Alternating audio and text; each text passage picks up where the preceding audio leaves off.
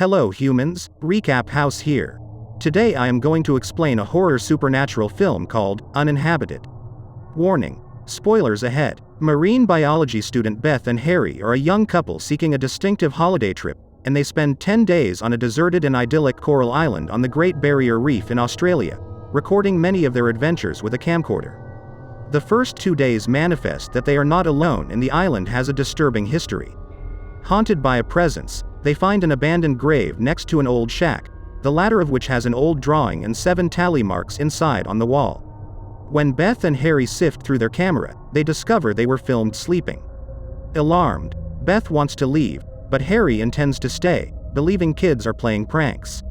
They sight fishermen on a boat with guns and later realize that the grave has been remodeled, now decorated with red coral, with a wooden cross embedded at the head of the grave that reads "Coral" on it. The following day, Beth and Harry find severed sea cucumbers hanging from a nearby line. By this episode, they realize they are in trouble and their phone, which they plan to use to call for rescue, goes missing. Searching for the phone, they come across Spiro and Elias, the 2 lunatic Greek fishermen they had seen the day before. This leads to Beth and Harry being tied up after snooping around their space and boat, accusing them of stealing their phone. Beth is sexually molested, but a female ghost appears and injures one man, as the fishermen flee from the island on their boat, and Harry and Beth manage to free themselves. The next day, Beth reads an old journal left behind in the shack. She learns the ghost is a girl named Coral, a young island girl who worked for a company, harvesting sea cucumbers in the 1920s. Treading on a venomous stonefish, she became an object of ridicule and was raped by 7 men from the company. Ever since her death, her soul seeks vengeance against all men who visit the island. Beth is wrapped up in the story that Harry initially believes to be a hoax, and Beth admits she would do the same as Coral if she was the victim.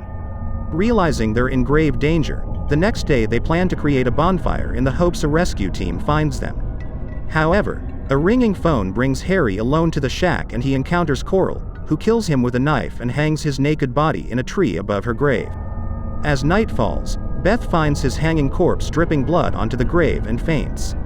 The next morning, Beth recovers to find all traces of Harry's body gone, but one of the graves near the campsite has been filled in.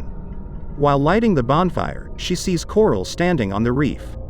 She runs in the water towards her, only to step on a stonefish, sending the painful poison running through her legs, as she manages to return to shore. On the 10th day, Jackson comes back to pick up the couple he dropped off, but no one is seen. He goes to enter the shack, finding the journal resting on a chair. A menacing Beth confronts and presumably kills him. One of the final scenes shows Beth's grave next to Coral's, appearing as if they joined forces. Subscribe to watch more videos like this. You are loved and amazing.